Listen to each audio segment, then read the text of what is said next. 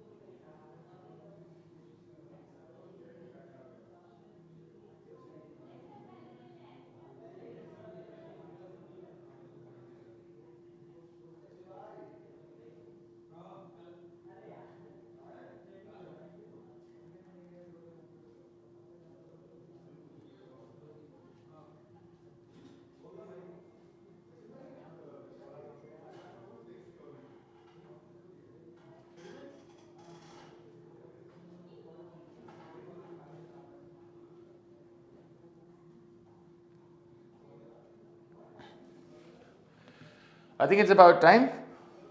Let's begin. You know what are the verbal ability section holds as far as CAT is concerned? It has been changing over a period of time. But back in 2017, it used to have those basic questions. You would have para jumbles, para completion, odd man out, and what. That's it. That's just about it, right? So I will take a look at the first question that we have, that is based on para jumble. Now I want you to take a good look at the para jumble. There is no rush. Please take your time and tell me what you think is the correct answer. Also, you also need to give me the reasoning. So this is a part of verbal reasoning. You don't only give me the answer, you tell me why the answer is correct. Okay? We are more interested in the why than in the what. Alright, let's go.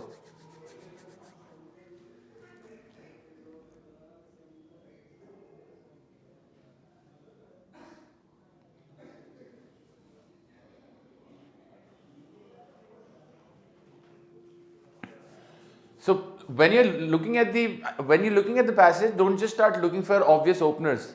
First, read all the sentences. Try and make sense of it. First, figure out what is the purpose or what is the main idea of the passage. See, this is, as I said, it's a para jumble, right? So at the end of the day, this is a paragraph जिसके sentences उन्होंने jumble कर दी. You have to put them back in the right order. Take 2 minutes, analyze it, then we'll start the discussion.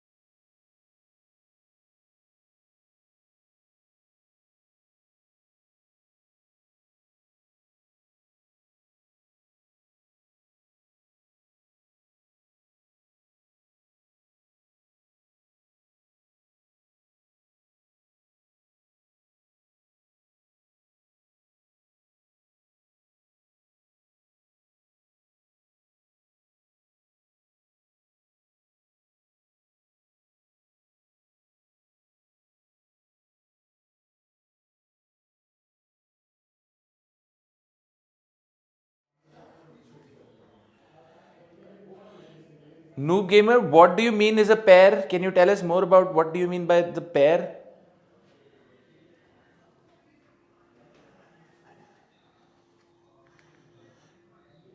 What do you mean by pair?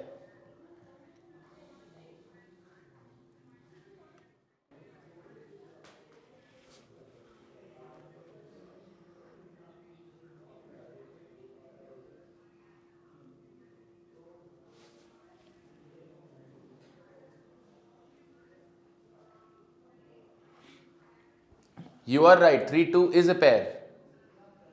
But can you tell us what exactly? So what I think he's trying to say is there is something known as a mandatory pair. Okay. What is a mandatory pair? What do I mean by mandatory? Mandatory means compulsory. So when I say mandatory pair, I'm talking about two statements or more than two which have to be in that particular order. Just to give you a very basic example, if I say on one hand, the first statement says on one hand, what will the other statement say? It has to begin with on the other hand. So I know these two statements have to come together. I think that's the best way forward. You should look for mandatory pairs rather than just trying to solve the parasymple as a whole. It will only complicate things. There are other answers coming in.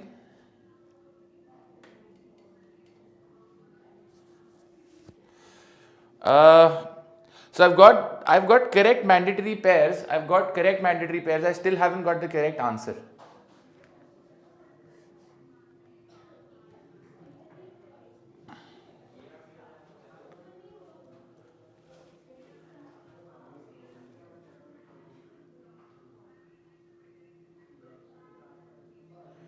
Okay, let's look for keywords. I'm looking only for mandatory pairs right now, right? I'm not making a sentence. Handed down.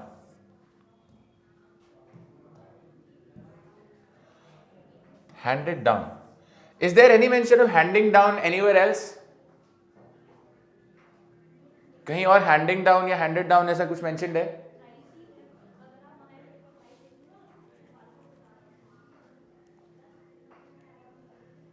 Are not handed down unchanged but are invented. The process of handing down implies not a passive transfer but some contestation in defining what exactly is to be handed down. So this brings into question handing down. One takes it forward. So I don't have the answer right now. All I have is 4-1 as the mandatory pair. Okay. And as you already suggested, every generation selects what it requires from the past and makes its innovations, some more than others. Selects what it requires from the past.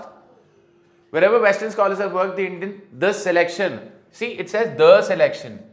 Mind you, the placement of the definite article the. When I say the selection, it means the selection has already been spoken of. The moment I see the selection, I have to start looking out. Where is select being spoken of? Select is being spoken of in 3. So I have 4-1 and I have 3-2. These are the mandatory pairs.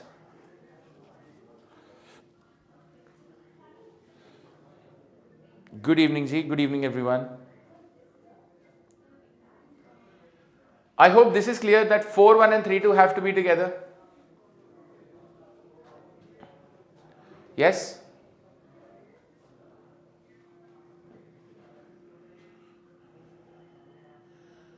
Now let's look for a very general statement. The most general statement. See, 4-1 is specific. 4 talks about traditions are not handed down unchanged but are invented. 1 narrows it down further. 3 talks about every generation selects what it requires and 2 narrows it down further.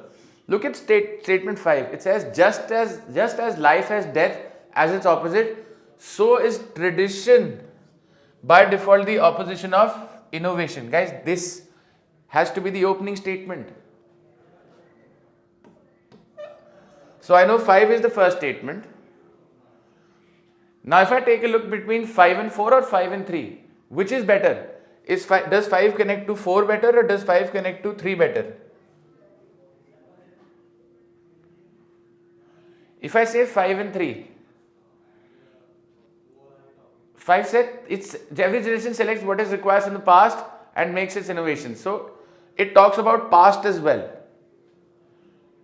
But 4 says it is now truism to say that traditions are not handed down So tradition introduced here and then traditions carried forward. So 5 is the opening statement. 5 is to be followed by 4. 4 is to be followed by 1. It's a mandatory pair. And lastly, 3, 2, again mandatory pair. 5, 4, 1, 3, 2.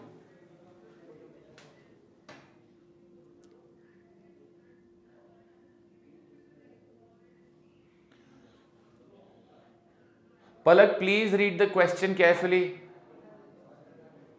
Please read the question carefully. Surya Thakur, because 5 is a very general statement. It is the introductory statement. It introduces tradition. Starts with death as its opposite, life and death, and then goes on to tradition. So it brings into point the very idea of tradition. Hence the first statement. Are we clear with this? Guys, yes, no?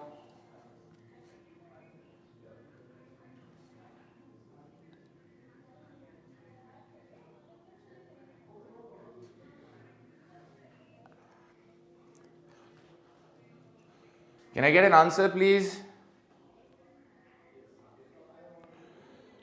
If yes, let's move ahead. If you have a doubt, please tell me what the doubt is. I'll help you clarify it. Yes? Alright. Moving on. Same. Decide the proper sequence of the order of the sentences and key in the sequence of the 4 numbers is your answer. Again, don't rush in. Please take 2 minutes.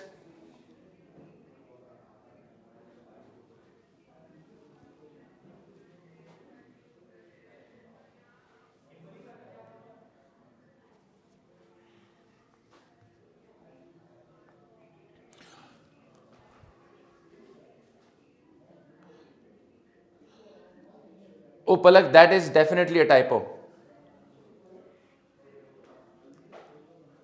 See, in an odd one out, it would say 4 of them make a coherent paragraph, 1 does not. 1 does not make a paragraph. Figure out that odd one out. It does not say so.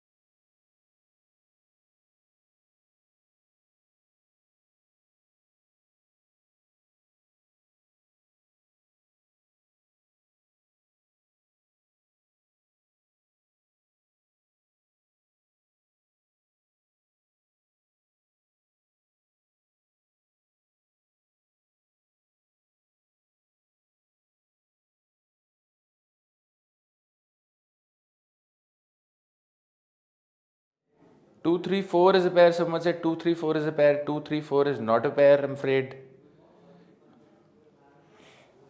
Okay.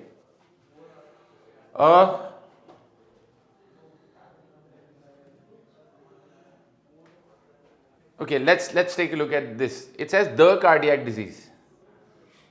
Can you tell me which cardiac disease are we talking about? It's a simple question. The cardiac disease? Which cardiac disease?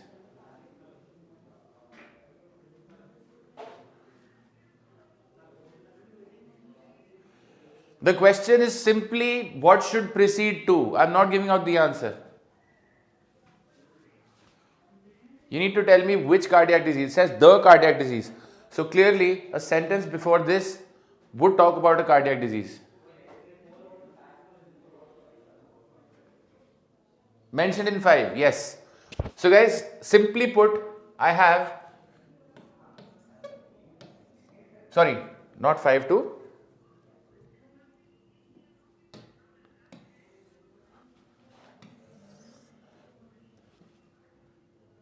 Yes, 5 2, 5 2. 5 2 is a mandatory pair, okay?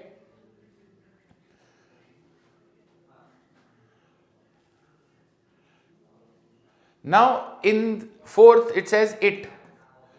What does it refer to? Can it refer to future generations? Or will it have to refer to cardiac disease?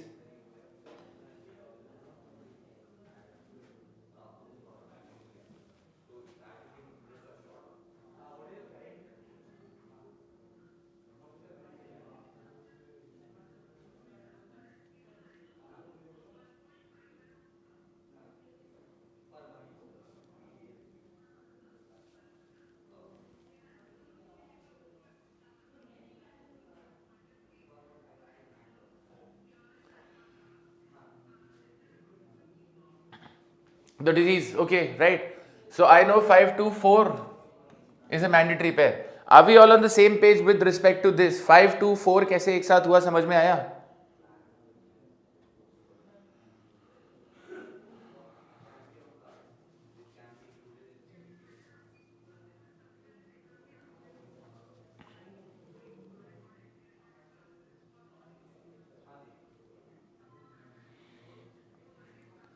Yes. Okay. Now see, one is has to be the opening statement. Scientists have for the first time managed to edit genes in a human embryo to repair a genetic mutation. In results announced in Nature this week, scientists fixed a mutation. 1 introduces what happened, 5 tells us exactly what happened.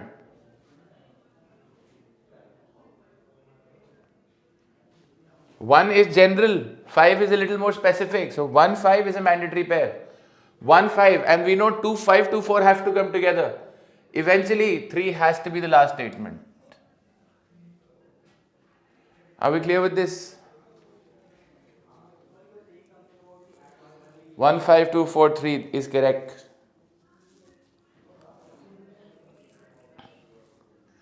If you're clear with this, let me know, I'll move on.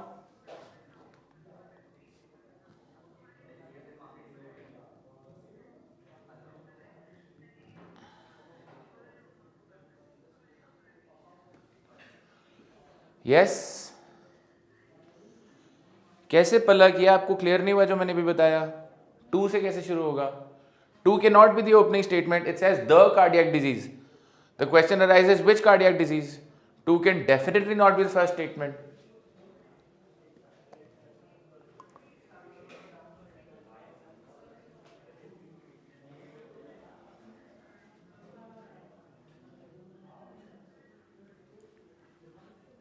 हाँ जी Aditya.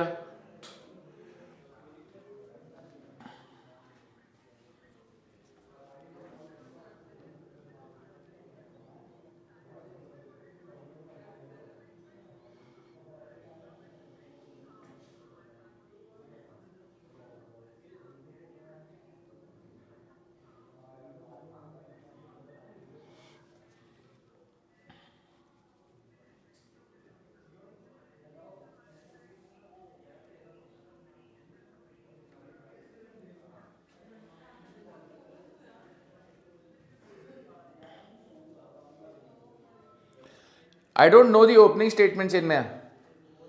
I don't know, Chinmay, sorry. I don't know the opening statement. I look at the statement and I see where it can fit in. In case of this, I can open with 5. Alright, I can open with 5. I cannot open with 3 because that's the cardiac disease. I cannot open with 3. It says correcting the mutation, which tells me that the mutation has been spoken of earlier. Fourth cannot be the opening statement. It is caused by.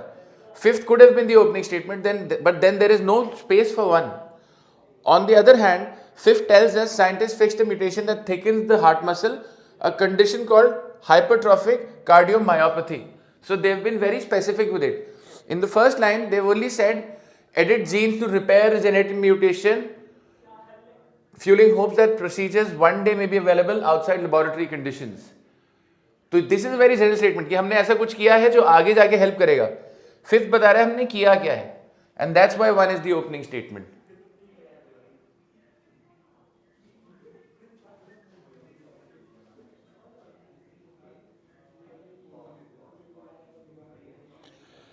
Anshika, we generally go from general to specific. Generally go from general to specific. 8 out of 10 times general to specific जाएंगे.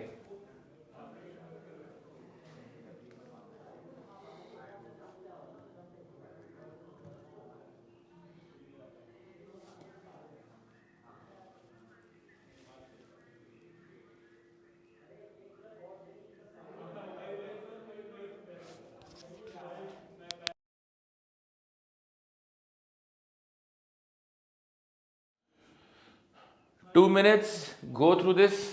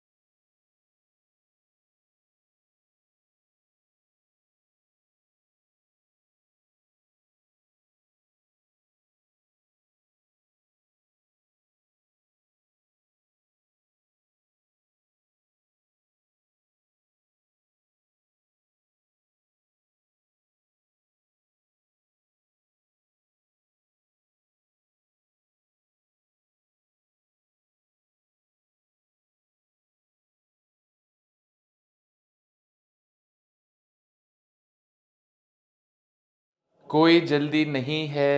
Think about it.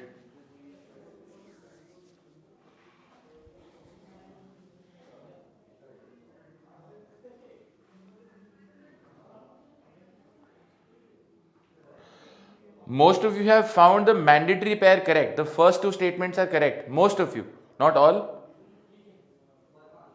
In fact, not most of you, some of you. I would rate this as a relatively easier parajumble.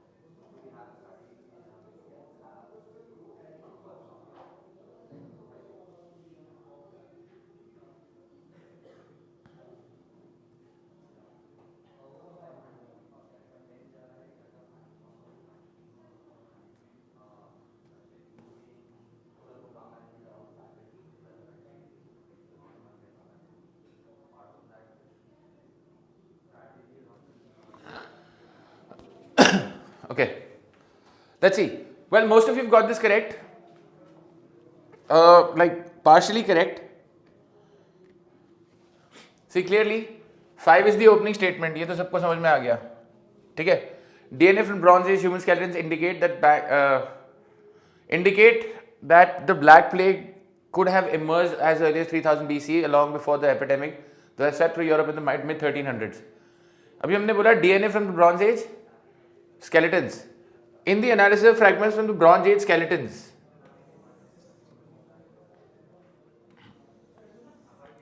so I know 5-4 is a mandatory pair.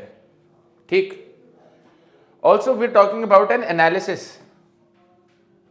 Yes, which takes me to the study. Analysis study is a similar thing, right? So I can maintain these. So I know 5, 4, 1.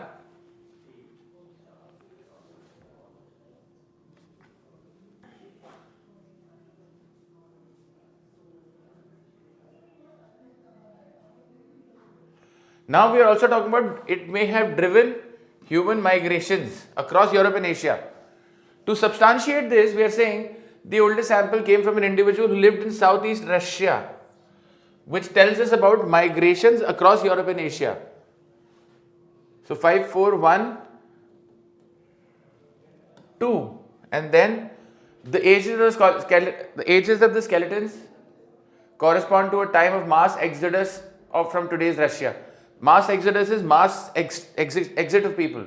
Today's Russia and Ukraine into Western Europe and Central Asia suggests that a pandemic could have driven these migrations. Yes.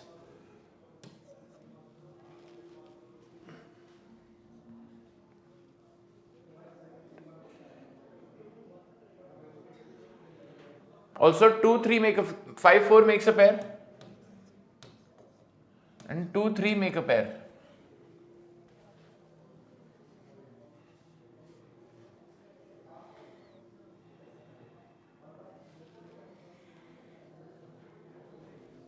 Are we clear with this?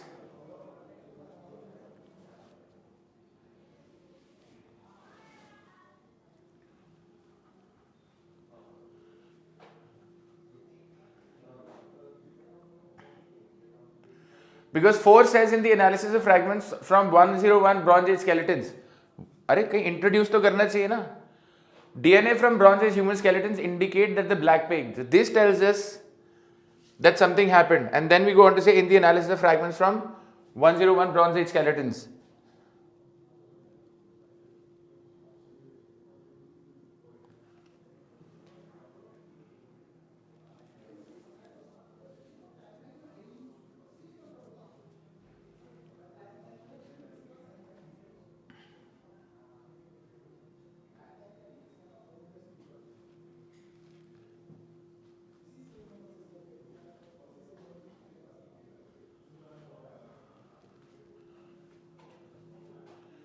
Two, 3 talks about Southeast Russia, and this talks about marks exodus from today's Russia.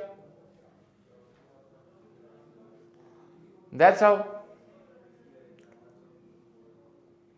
Also, it says oldest sample, and here we have ages of the skeletons.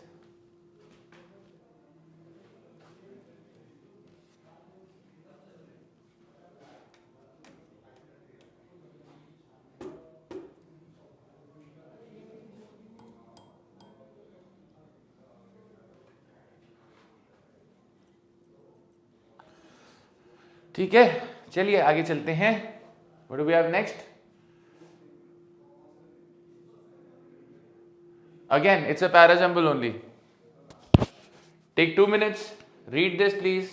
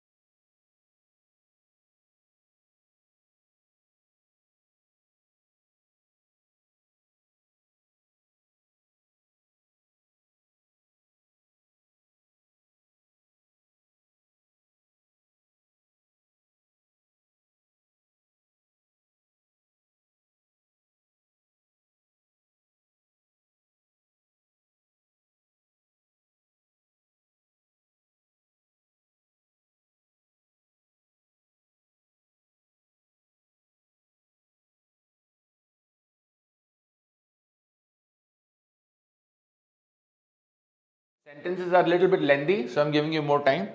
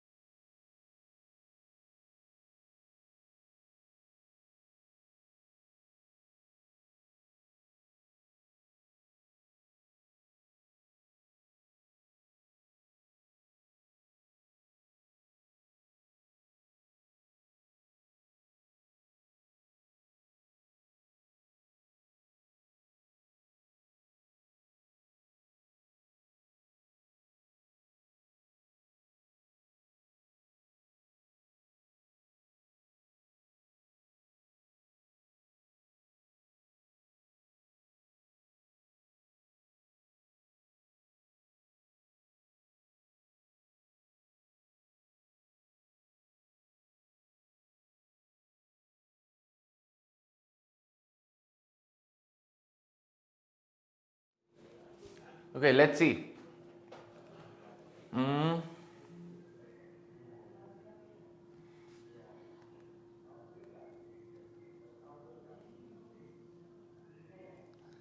See, 3 is the opening statement.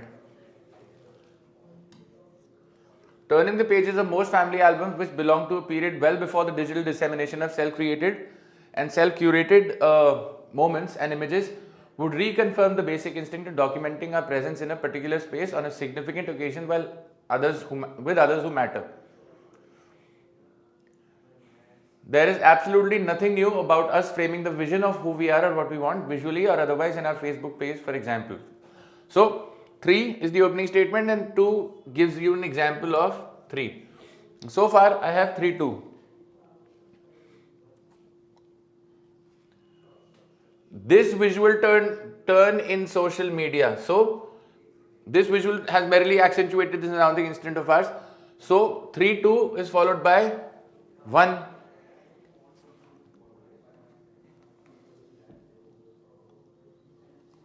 So 3, 2, 1 comes together.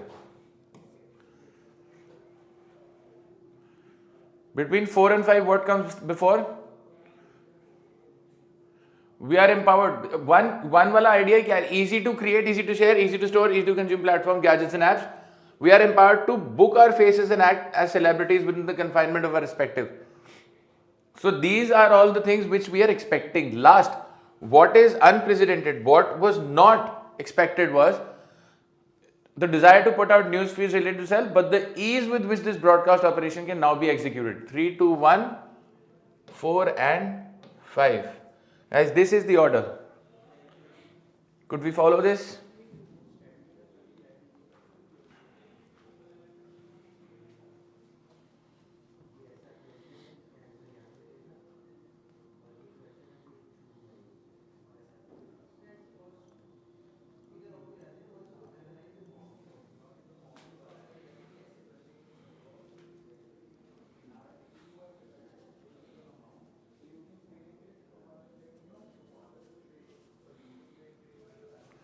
Honey Vivek, is this clear?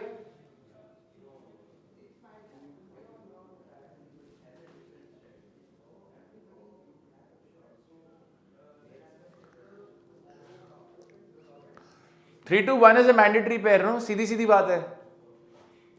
It talks about Facebook page, this turn in social media, 2 has to be followed by 1.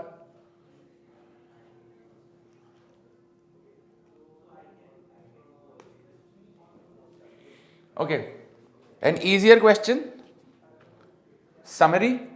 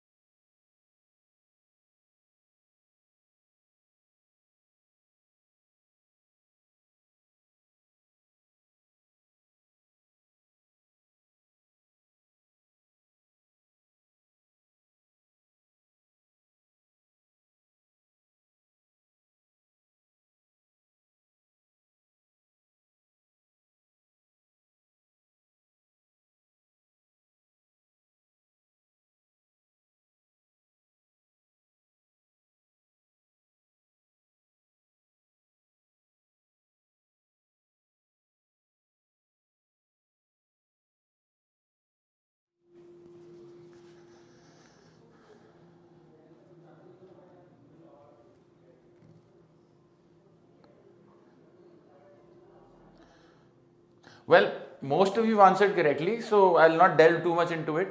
Says to me, a classic means precisely the opposite of my predecessor understood. A work is classical by reason of its resistance to contemporaneity and its supposed universality, by reason of its capacity to indicate human particularity and difference in that past epoch. Epoch is a period of time, okay? The classic is not what tells me about shared humanity, or more truthfully put, what lets me recognize myself as already present in the past, what nourishes in me the illusion that everything has been like me and has existed only to prepare the way for me. Instead, the classic is what gives me access to radically different forms of human consciousness for any given generation of readers, and thereby expands for them the range of possibilities of what it means to be a human being. Alright. So the paragraph basically talks about how classics are not universal and how, it gives access to different form of human consciousness. A बोल रहा है classic is able to focus on the contemporary. It's absolutely opposite of what is being said. Exploring the new, going beyond the universal, going beyond the universal, the contemporary, and the unified human consciousness. C is the best answer. All of you got this correct, I think.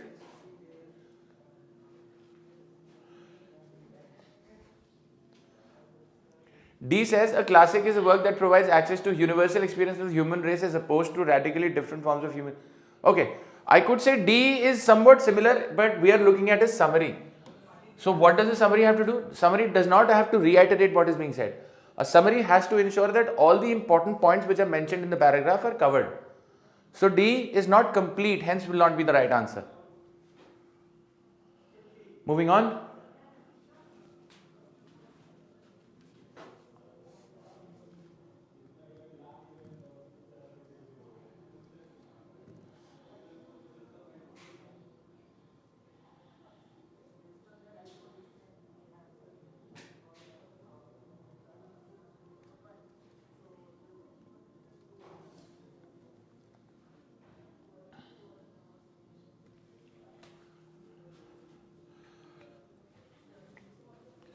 Read the next passage.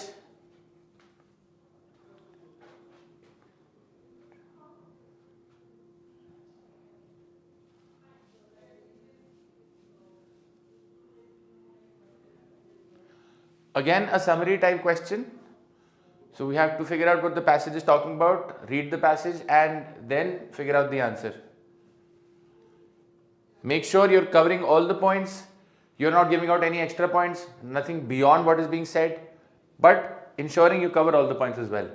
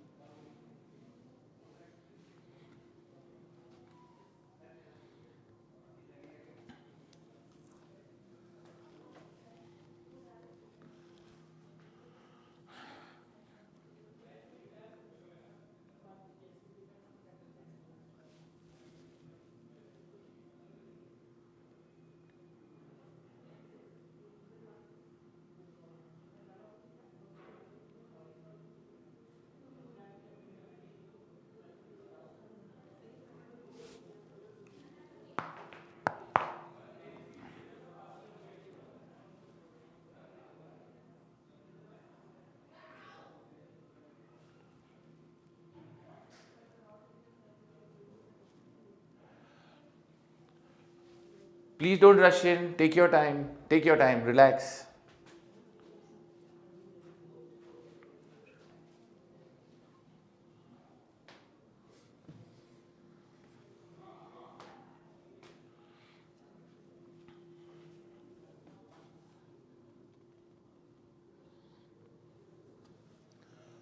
A translator of literary works needs a secure hold upon the two languages involved, supported by a good measure of familiarity with the two cultures. So we're talking about a translator. Whoever the translator is, he needs a hold upon both the languages. The one he's translating from and the one he's translating into. Good measure of familiarity with the two cultures, because you can't literally translate one language to the other. It has to be according to the culture. For an Indian translating works in an Indian language into English, finding satisfactory equivalence in generalized Western culture of practices and symbols in the original would be less difficult than gaining fluent control of contemporary English. So, what we're saying is familiarity with the culture is more difficult than familiarity with the language. When a Westerner works on text in Indian languages, the interpretation of cultural elements will be the major challenge rather than control over the grammar and essential. That's what they're saying. Cultural elements was a major challenge rather than control over grammar and essential vocabulary of the language. It is much easier to remedy lapses in language in a text translated into English than flaws of content. Since it is easier for an Indian to learn the English language than it is for a Briton or American to comprehend Indian culture, translations of Indian text is better left to Indians. So that's what we're saying. Easier for an Indian to learn English language than it is for a Briton or American. Translation of Indian text is better left to Indians because they are familiar with the culture as well, right? Now we have to give a summary.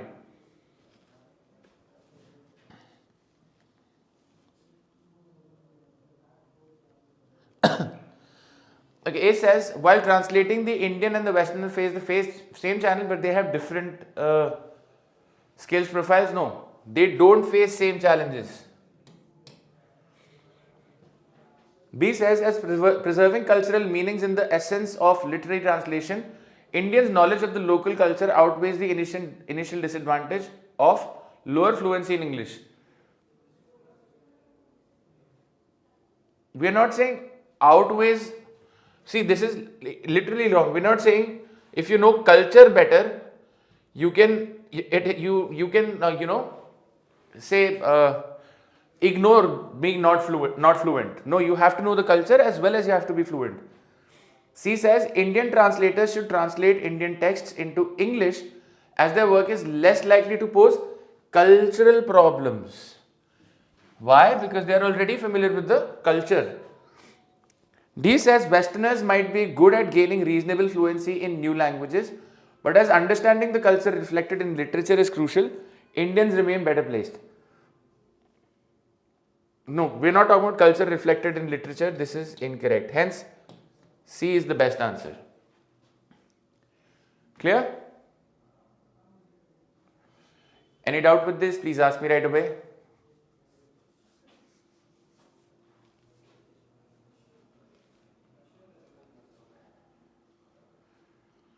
I hope this is clear. I'm waiting for your responses.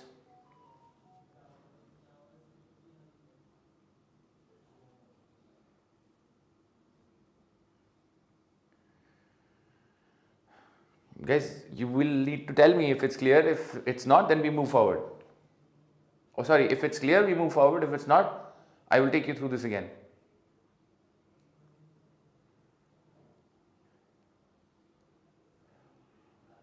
Well, I'm assuming it's clear. If you do have a problem, let me know. Next. Again, a summary type question.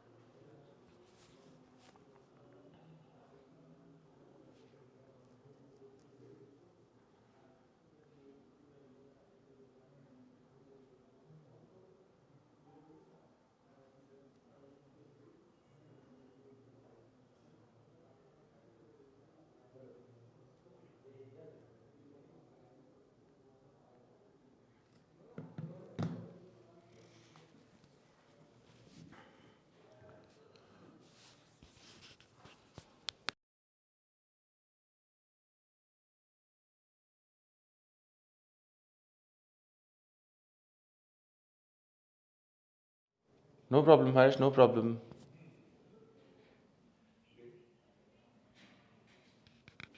Yes, Rimzim.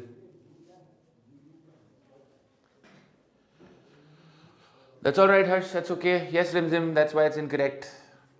It's misleading, so to say.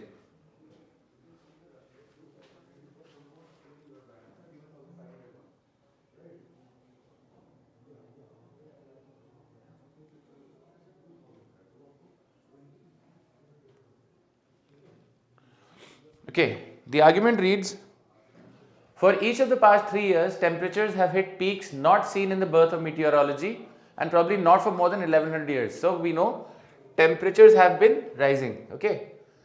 The amount of carbon dioxide in the air is its highest level in 4 million years. Okay. This does not cause storms like Harvey. There have always been storms and hurricanes along the Gulf of Mexico, but it makes them wetter and more powerful. We all know this because if there's more carbon dioxide in the air, it can hold more water. As the seas warm, they evaporate more easily and provide energy to storm fronts. As the air above them warms, it holds more water vapor. This is what I was saying. For every half a degree Celsius in warming, there is about a 3% degree in atmospheric moisture content. Scientists call this the Clausius-Clapeyron equation. This means the skies fill more quickly and have more to dump. The storm surge was greater because sea levels have risen 20 centimeters as a result of more than 100 years of human relegated global warming, which has melted glaciers and thermally expanded the volume of seawater. So the volume of seawater has increased and the air can hold more water because it is warmer. That's why the storms have become stronger. This is the main idea.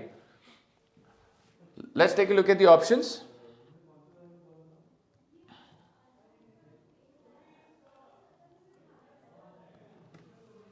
The storm Harvey is one of the regular annual ones. Misleading. It's not regular annual ones from the Gulf of Mexico. Storms like Harvey, not Harvey itself. Global warming does not breed storms but makes them more destructive. It breeds storms as well. Yes, it makes them more destructive.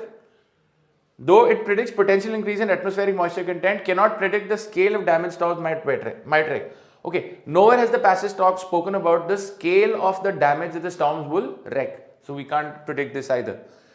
C says global warming melts glaciers, resulting in seawater volume expansion. Absolutely. This enables more water vapor to fill the air above faster. Correct. Thus, modern storms contain more destructive energy. Exactly what the crux of the passage is. C, clearly. D says it is naive to think that rising sea levels and the force of tropical storms are unrelated. Okay, Harvey was destructive as global warming is armed it with more moisture content, but this may not be true of all storms. Two things.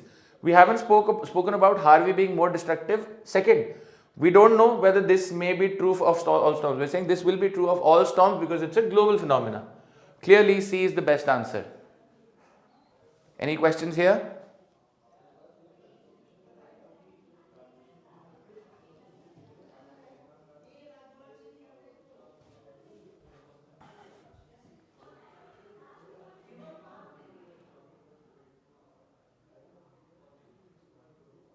Okay, moving on.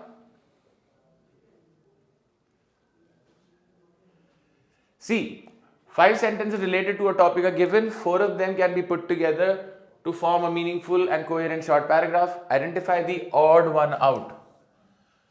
So, for this, basically what you have to do is you have to understand what the passage is talking about, right? You have to understand the main theme of the passage. One of the sentences will not be following that main theme. It will be misleading. Generally, it is related to one of the sentences in the passage, but it is not related to the entire passage as a whole. Okay? Let's read this.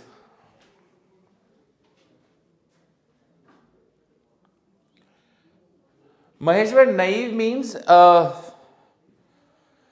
innocent or not very knowledgeable.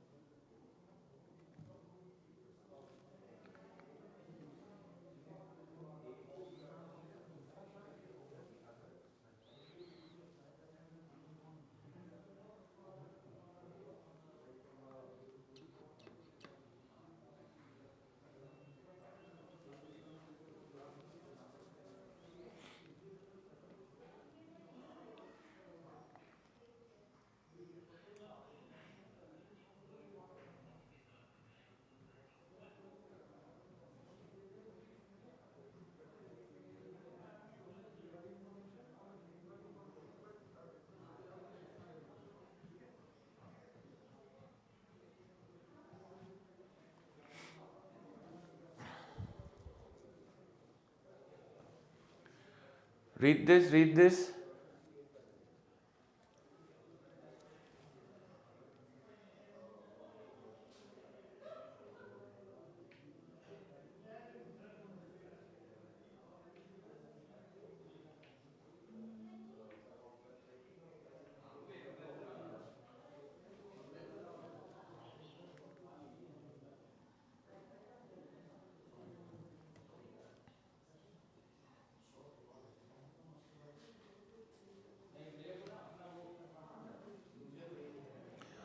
It's a very subtle thing you have to figure out here.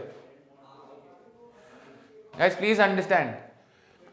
People who study children's language spend a lot of time watching how babies react to speech. If you catch this, you've got the gist of the passage, okay? We've spoken of language, yes, but baby does not react to a language, baby reacts to speech, the sounds it hears. They make films of adults and babies interacting and examine them very carefully to see whether the babies show any signs of understanding what the adults say. Basically, the sound. They believe that babies react to language. Guys, this is misleading. Babies do not react to language, they react to speech. Sometimes the signs are very subtle, slight movements of the baby's eyes or the head or the hand. Like I'm sure you've seen this. You make sounds to the baby will react to it. In fact, it reacts to sounds of other things as well. You'd never notice them if you were just sitting with the child, but by watching a recording over and over again, you can spot them. Okay. 3, guys, is the odd one out. And to be honest, the order is correct as it is. Just that 3 does not fit in. I hope this is clear. You have to understand the difference between reaction to language and reaction to speech. Once you do that, I think you've got, this is a cakewalk.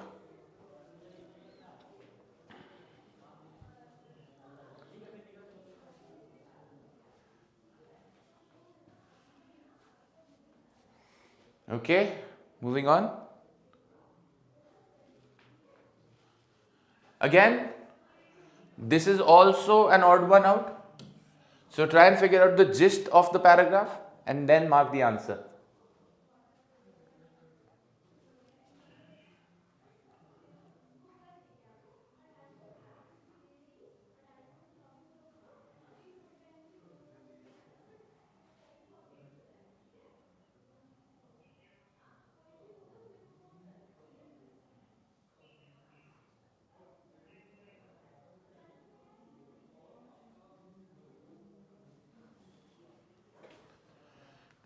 Read the passage.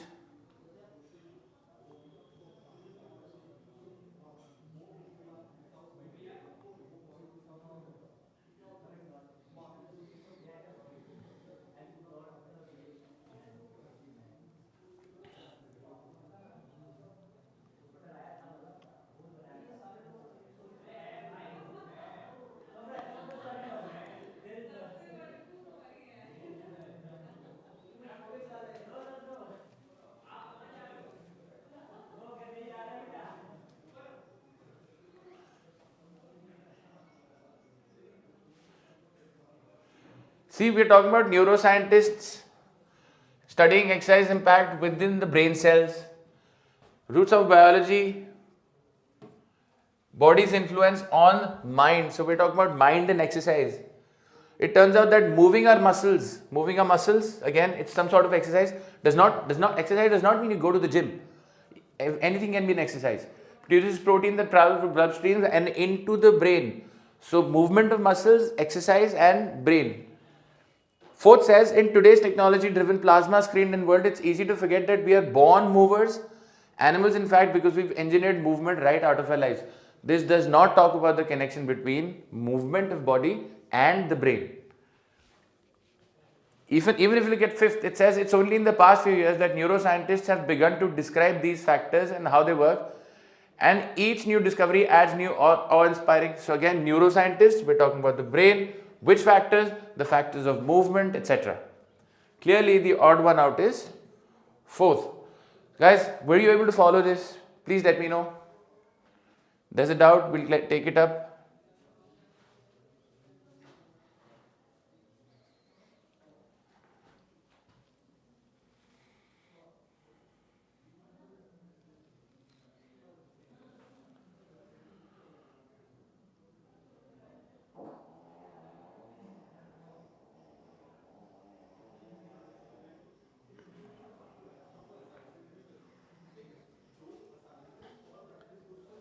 Yes. 4th is the odd one out. One more question. Again, identifying the odd one out. Let's do this.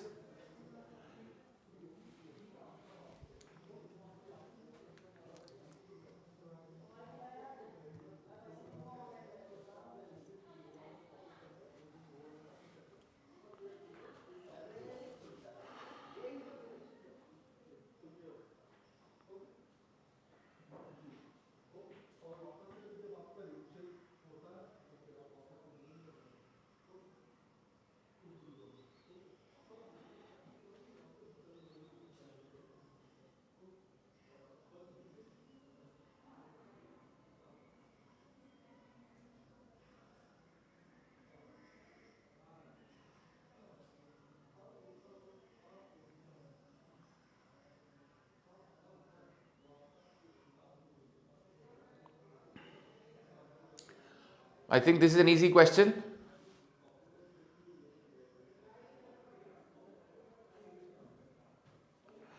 So I know we're talking about Mars and water on it. A good idea would be, guys, for you to actually form a paragraph out of it, and you will see one of the statements is clearly the odd one out. Yes, absolutely. So if you see, a recent study reveals how Mars lost much of its early water while another indicates some liquid water still remains. Fifth, data from NASA's Maven orbiter shows that solar storms stripped away most of Mars's once thick atmosphere. Fifth ke baad 4, it tells you why it lost. Particles from the sun, because it lost its atmosphere, particles from the sun collided with molecules in the atmosphere, knocking them into space or giving them an electric charge that caused them to be swept away by the solar wind. Most of the planet's remaining water is now frozen or buried, but clues of the past decade suggest that some liquid water, a presumed necessity for life, might survive is in underground aquifers.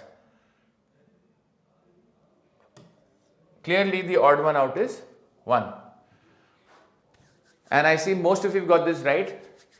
So guys, I think this session, we had fun this session. I will meet you again tomorrow. We'll be doing CAT VARC 2, not VARC, only VA. We'll do CAT VA 2017 slot 2 tomorrow. I'll see you at the same time.